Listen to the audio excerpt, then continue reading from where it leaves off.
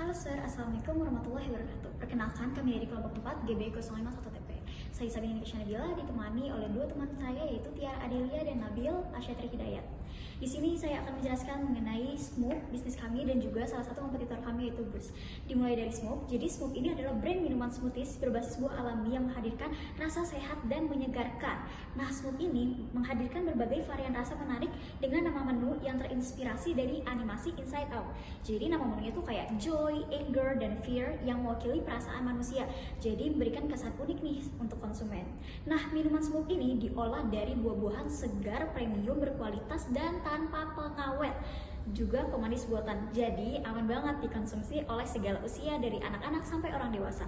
Kami ingin membuktikan bahwa minuman sehat itu tetap bisa dinikmati dengan rasa yang enak dan juga tampilannya tetap menarik. Next, saya akan menjelaskan tentang SWOT dari Smoop. Nah, pertama ada point strength, yaitu menggunakan buah segar alami tanpa pengawet dan juga pemanis buatan. Jadi rasanya itu lebih sehat dan aman untuk segala usia. Terus memiliki konsep unik yang terinspirasi dari animasi Inside Out, dari karakter emosi manusia kayak joy, anger, fear, memberi konsep yang kreatif dan menarik nih untuk konsumen. Terus juga rasanya seger, enak, cocok untuk gaya hidup sehat dan dikonsumsi setiap hari. Terus untuk weakness-nya, pertama harganya tuh cenderung lebih tinggi karena bahannya itu premium, alami, dan segar. Terus daya tahan produknya terbatas, nggak bisa disimpan lama-lama karena tanpa pengawet. Nah, masih perlu juga diperluaskan untuk menarik konsumen yang terbiasa dengan minuman manis yang cepat saji. Nah, untuk opportunities-nya, pertama ada tren gaya hidup sehat dan konsumsi minuman alami yang semakin meningkat. Bisa dikembangkan ke berbagai varian rasa baru dan kemasan yang menarik. Terus ada peluang untuk kerjasama dengan kafe, gym, sekolah sebagai partner penjualan. Untuk trades-nya, pertama ada harga bahan baku buah yang bisa naik tergantung musim, jadi kayak nggak konsisten. Terus ada konsumen yang mungkin nggak percaya nih sama klaim tanpa pengawet kalau nggak disertai dengan bukti resmi. Terus ada perubahan tren pasar minuman yang cepat yang dapat mempengaruhi permintaan. Oke, di sini saya akan menjelaskan buyer persona dari Smoop. Nah, pertama ada demografis, umurnya itu mulai dari 12 sampai 35 tahun, gendernya pria dan wanita. Pekerjaannya mulai dari pelajar, mahasiswa, dan pekerja kantoran. Terus untuk income levelnya itu dari middle class dan upper middle class. Terus untuk geografisnya itu masyarakat di Jabodetabek, khususnya Bekasi sama Jakarta. Nah, untuk behaviornya, untuk product use-nya ini untuk konsumsi produk sehari-hari, minuman sehari-hari. Terus information day rate-nya ini dari konten Instagram atau TikTok yang bahas tentang minuman sehat dan asik. Terus ada challenge. Jadi challenge ini keinginan konsumen untuk mencari minuman manis tapi tetap sehat, visualnya menarik untuk diabadikan di media sosial dan juga dengan harga yang cukup terjangkau. Nah, untuk interest-nya pertama itu penggemar minuman rasa yang manis dan menyegarkan. Terus juga penggemar gaya hidup yang sehat, aktif, dan suka berolahraga. Terus penikmat konten seputar healthy drink dan healthy lifestyle. Selanjutnya saya akan menjelaskan kompetitor kami yaitu Boost. Nah, Boost ini brand smoothies asal Australia yang berdiri pada tahun 2019.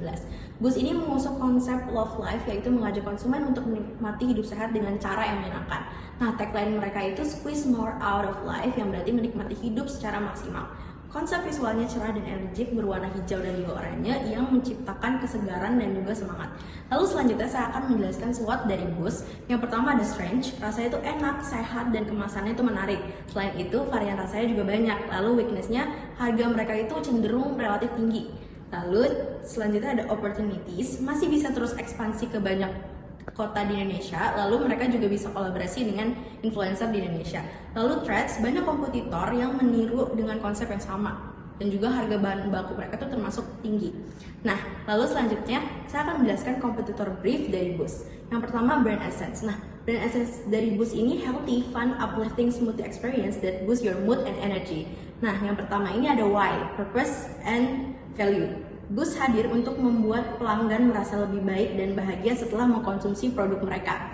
Selain itu, mereka juga mempromosikan gaya hidup sehat yang menyenangkan dan juga penuh energi, dan memunculkan citra yang ceria. Lalu yang kedua ada how, consumer emotions. Boost ini mengajak pelanggan untuk merasakan energi yang positif di setiap pembelian produk mereka. Mereka ini tidak hanya menjual minuman, tapi mereka juga kasih experience melalui minuman mereka. Dengan begitu, pelanggan bisa merasa lebih baik dan lebih bahagia setelah menikmatinya. Lalu yang terakhir ada what, yaitu uniqueness. Slogan healthy never tastes so good mencerminkan komitmen Boost untuk menyediakan minuman sehat dan juga lezat. Produk ini dirancang untuk berbagai kalangan, mulai dari anak-anak sampai juga orang dewasa. Nah, dan menyediakan banyak pilihan rasa dengan kebutuhan konsumen yang ingin menikmati kesehatan dengan cara yang menyenangkan. Saya akan membahas dari kompetitor brief selanjutnya, yaitu Brand Promise. Nah, Boost itu berkomitmen untuk menyediakan minuman yang sehat dan bergizi menggunakan bahan alami yang berkualitas tinggi. Tujuannya adalah membuat pelanggan merasa lebih baik dan bahagia setelah menikmati produknya. Yang kedua ada positioning. Boost itu ingin memposisikan dirinya sebagai pelopor minuman sehat yang modern dan menyenangkan. Brand yang tidak hanya menjual smoothies, tapi juga menjual customer experience. Brand mantra mereka adalah Tasty Fun, Made with Love, yang mencerminkan cita rasa lezat, keseruan, dan ketulusan dalam setiap produk yang dibuatnya. Berikutnya target audience. Nah, target audience dari Boost adalah pria dan wanita yang berumur dari 10 sampai 35 tahun, pelajar, mahasiswa, dan pekerja kantoran. Khususnya di kota-kota besar yaitu kota Jakarta dan Bekasi. Dari customer insight, Boost itu memahami bahwa banyak orang ingin menikmati minuman manis dan enak, tapi tidak memerlukan khawatir soal kesehatan. Sekarang kita akan masuk ke buyer persona dari Boost. Nah, target utama Boost adalah pria dan wanita yang berumur dari 10 tahun hingga 35 tahun. Nah, pekerjaan mereka biasanya dari pelajar, mahasiswa, dan juga orang kantoran yang tinggal di kota-kota besar seperti Jakarta dan juga Bekasi. Mereka punya gaya hidup yang aktif, sibuk, dan sering mencari minuman sehat yang praktis tapi tetap juga enak. Biasanya mereka juga suka konten-konten TikTok atau Instagram seputar review makanan atau minuman yang lifestyle. Lagi ke kompetitor brief, selanjutnya itu ada key message dari Boost, yaitu healthy can be fun. Nah, pesan sederhana ini tuh membawa hidup sehat tuh bisa tetap menyenangkan dan penuh semangat. Gitu. Tone of voice-nya friendly, energetic, dan motivational, menggambarkan kepribadian brand yang ceria dan positif.